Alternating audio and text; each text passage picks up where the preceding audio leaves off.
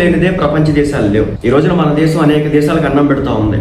అలాగే యుద్ధాలు ఆపాలన్నా వాటిని సమూలంగా సర్వనాశనం చేసేయాలన్నా కానీ భారతే ఉండగలిగింది. అంటే ఆపరేషన్ సింధూర్లో మీరు చూస్తే కనుక అప్పుడు దాకా మన పని మనం చేసుకుంటూ ఉంటాం, మన ఎవరి విషయాల్లో దూరం.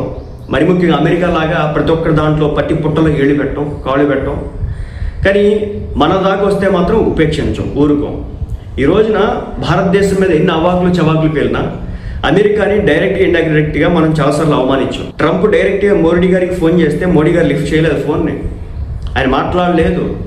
కానీ అతను ఎవడో ఆ పిచ్చోడు ఉన్నాడు కదా, రకరకాల సార్లు క్లెయిమ్ చేసుకున్నాడు, మాట్లాడాడు, ప్లీజ్ ప్లీజ్ సార్ అన్నాడు అని చెప్పేసి. ఇక ఇప్పుడు మోదీ గారు ట్రంప్కి ఫోన్ చేయాలి, ట్రంపే మోదీ గారికి ఫోన్ చేయడం అయితే జరిగిందనమాట.